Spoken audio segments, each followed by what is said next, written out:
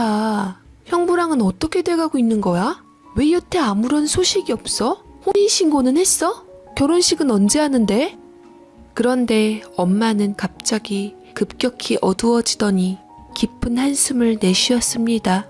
요새 엄마가 갑자기 몸이 좀 안 좋아진 것 같으면서도 안색도 안 좋고 아저씨와 제가 많이 걱정이 들고 있던 찰나였거든요. 엄마는 근심 걱정이 있던지 날이 갈수록 야위어지고 힘들어했습니다. 그러던 찰나 이모가 저희 집에 와서 이것저것 묻는데 부담스러웠던지 망설이다가 전혀 뜻밖의 말을 내놓더라고요. 한 가지씩만 물어. 안 그래도 너한테 부탁할 게 있어. 만약에 나한테 무슨 일이 생기면 우리 지우 네가 좀 맡아주라 라고 말을 했는데 이모는 당최 알아들을 수 없는 엄마의 말에 이해가 통 되질 않았던지 재차 여러 번 물었는데 엄마는 제 눈치를 보고서는 더 이상 아무 말 않더라고요. 저는 왠지 엄마가 저 때문에 이모한테 하고 싶은 말을 못하는 것 같아서 눈치껏 자리를 피해 주었는데 온갖 불안한 예감이 들어 쉽게 자리를 뜨질 못했습니다. 영특했던 제가 엄마의 말을 듣기 위해 몸을 숨겼을 때 그제서야 뒤늦게 엄마는 제가 나간 줄 알고 한참을 뜸들이다가 이모한테 얘기를 하더라고요. 나 얼마 전에 검사 결과 나왔어. 네 형부 만날 때 몸 상태가 심상찮았지만 그냥 넘어가다가 검사해보니 자궁암 말기라더라. 지금은 온몸에 다 전이 된 상태로 그 사람이 혼인신고라도 하자고 했지만 차마 그렇게 할 수가 없었어. 그이가 지우랑 내가 나가겠다고 하는데도 울면서 매달리는 바람에 이렇게 지금 그 사람 곁에서 버티고 있는 중이야. 엄마는 이모에게 이야기를 두서없이 털어놓다 아저씨를 생각하면 마음이 아프고 저려왔는지 울컥했습니다.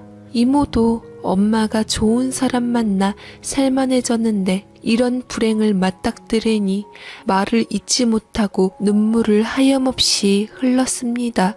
저도 엄마의 속사정을 듣고 난 후 울컥하며 제 감정을 어쩌지 못하겠더라고요. 당장이라도 나서서 엄마 그게 무슨 말이냐고, 엄마가 왜 그렇게 된 거냐고 나서려다가 차마 엄마가 제가 엄마의 병을 알았다는 사실로 마음 아파하시고 힘들어하실까봐 숨죽여 울 수밖에 없었어요.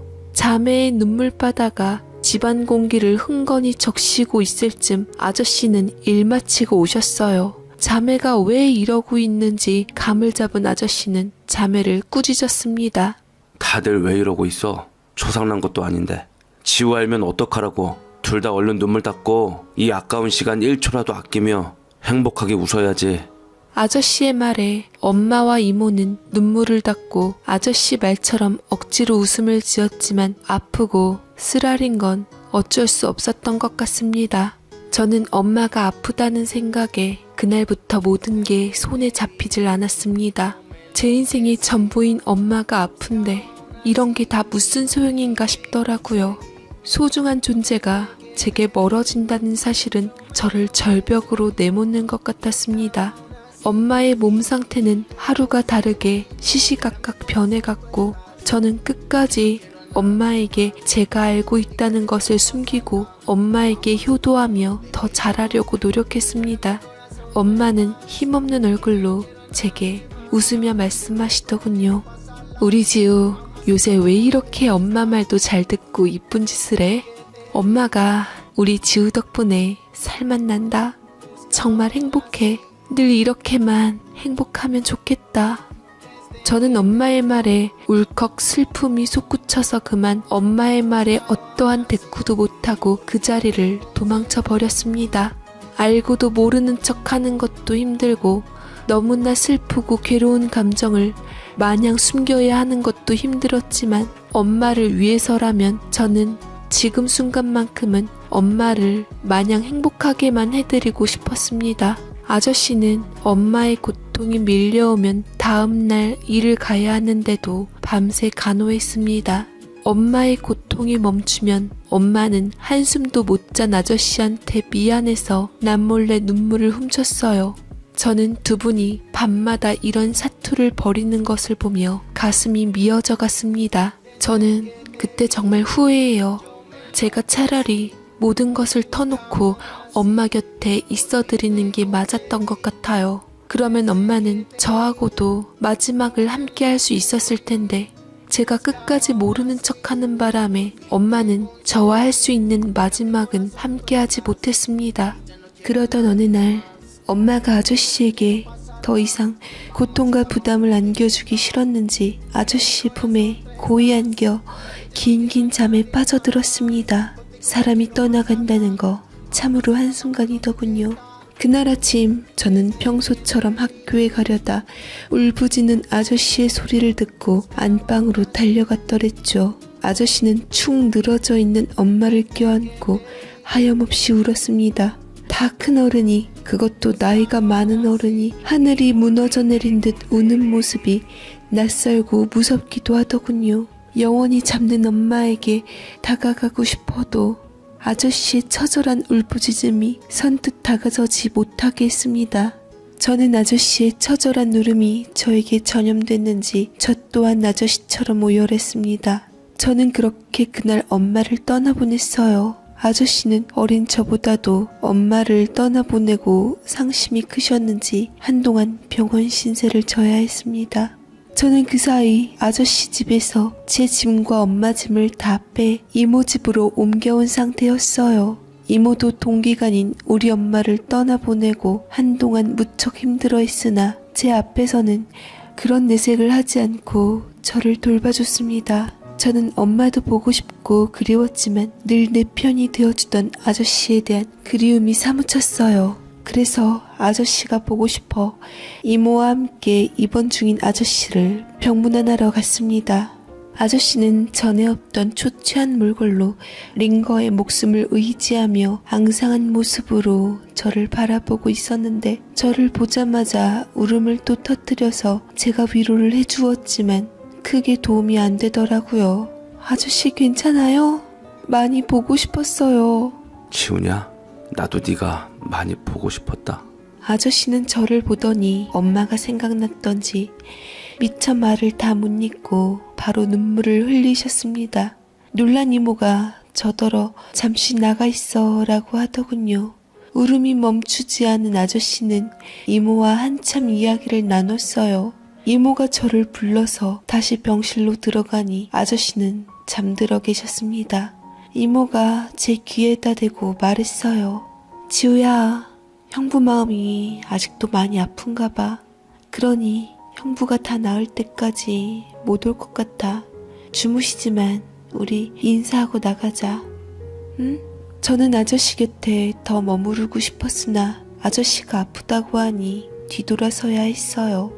그 뒤로도 저는 아저씨가 진심으로 걱정돼서 이모를 조르며 병문안 가자고 했지만 더 이상 아저씨를 만나러 가는 일은 없었습니다. 아무리 봐도 아저씨가 이런저런 핑계로 저를 피하는 것이 분명하다는 생각이 들었어요. 저를 보면 엄마 생각이 나서 괴로우니까 그때는 어린 마음에도 그 마음이 또렷하게 전해져 오더라고요.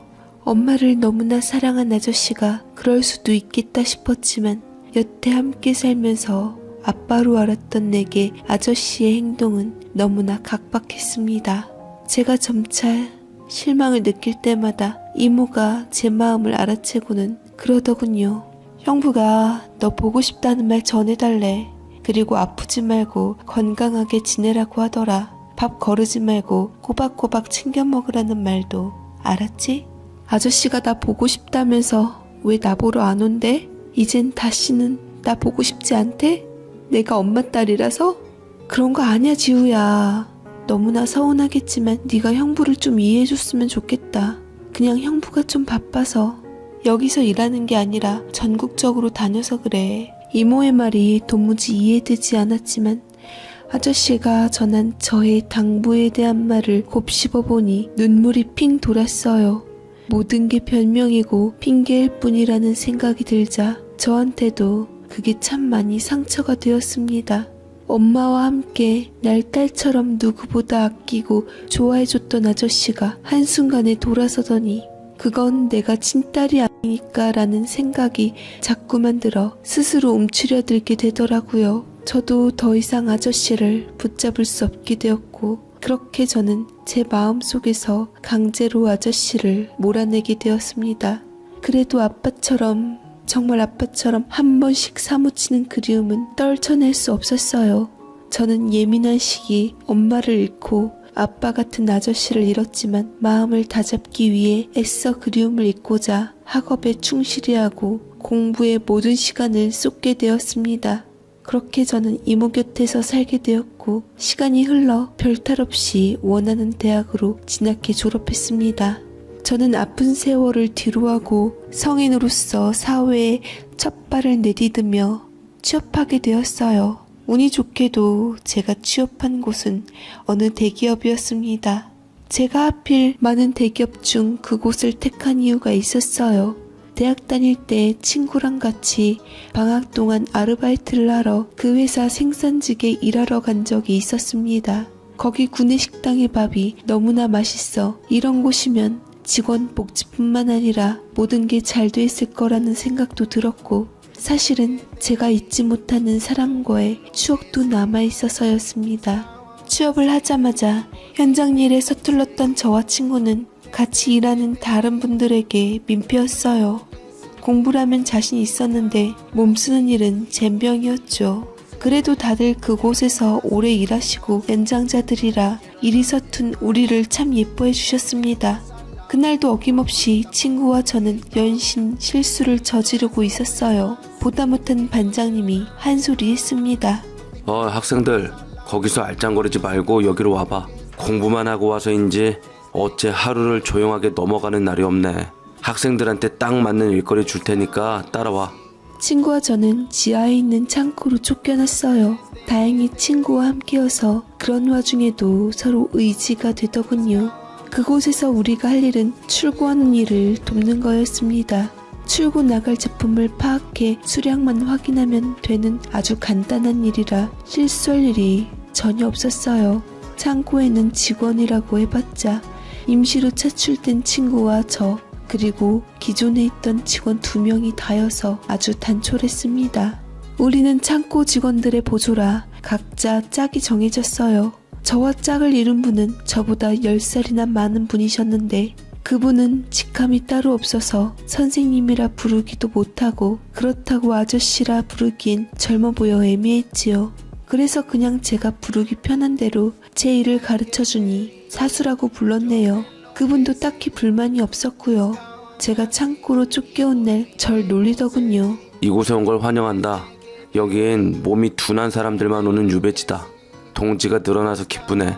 여기서 쫓겨나면 굴착기로 뚫어도 갈 데 없으니까 정신 바짝 차리고 일해야 돼. 알고 보니 사수도 저처럼 현장 일이 서툴러 실수만 하다 쫓겨났다고 했어요. 뭔지 모를 묘한 동질감이 느껴지더군요. 그래서인지 우리들은 손발이 척척 맞았습니다. 가끔씩 사수가 나이에 안 맞게 잘 토라지는 게 문제였지만 이미 저는 사수보다도 나이 많은 아저씨를 잘 달래봐서 시군죽 먹기였죠. 그 반면 친구네 팀은 늘 다투고 실수가 잦았어요. 그럴 때마다 우리 팀의 팀워크를 사수가 은근히 자랑하며 특유의 깐죽거림이 어색한 분위기를 풀어줘서 재밌었습니다. 그렇게 우리의 방학도 끝나가고 아르바이트도 끝나가고 있었죠. 사수가 다음 방학 때도 아르바이트 할 거냐고 묻더군요. 저는 다음 학기는 졸업반이라 할 수 없다고 했어요. 거기다 이모가 저더러 공부는 안 하고 힘든 일 한다며 애정어린 잔소리를 퍼붓고 있던 중이라 아르바이트를 또 한다는 건 엄두가 안 나기도 했습니다. 아르바이트가 끝나가기 이틀 전쯤이었어요. 저와 친구는 틈나는 대로 저희를 도와주신 분들을 찾아다니며 그동안 감사했던 마음을 전하고 작별 인사